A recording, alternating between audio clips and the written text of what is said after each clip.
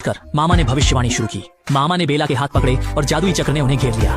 भविष्य की तस्वीरें फिर से दिखाई दी, लेकिन इस बार कुछ अलग था। बेला और एक कलाकार गले मिल रहे थे और बुझने वाली मोमबत्ती और चमकदार हो गई। लेकिन वह सोच भी नहीं सकता था कि यह व्यक्ति उसकी दूसरी बहन थी, जिसने उसकी शादी बर्बाद कर दी थी। दोनों को समझ नहीं आया कि गले क्यों लगाना है, लेकिन उन्होंने सोचा कि कोशिश करनी चाहिए।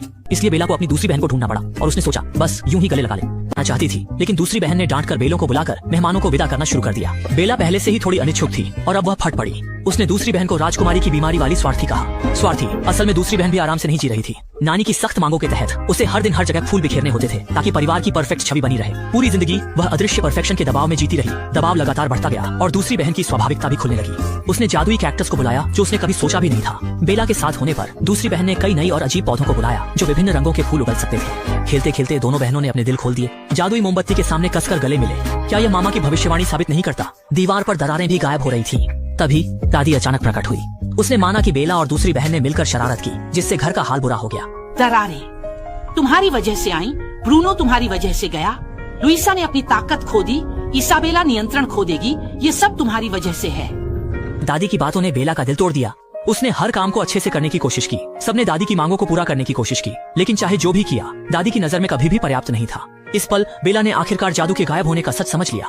हम सब इस परिवार से प्यार करते हैं, परवाह नहीं करने वाली तुम हमारे घर को बर्बाद कर रही हो। मुझे और मत दो, चमत्कार लगभग गायब हो गया है तुम्हारी वजह से।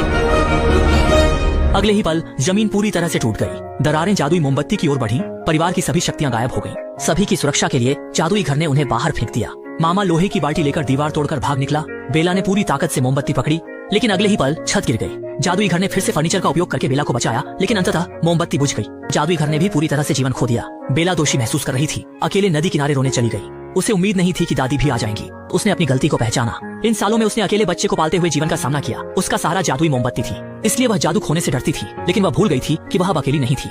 उसके पीछे उसका प्यार करने वाला परिवार था। इस पल दादी और पोती ने सुलह कर ली। तभी मामा आ गए, सोचते हुए कि माँ बेला को डांट रही है। वह सिफारिश करने वाले थे, लेकिन माँ ने उसे गले लगा लिया। वर्षों की दूरी और पूर्वाग्रह आखिर समाप्त हुए। परिवार के लोग खंडहर को देखकर चिंतित थे, लेकिन गांव के सभी लोग वहां आ गए, अपने हाथों में विभिन्न प्रकार के उपकरण लेकर।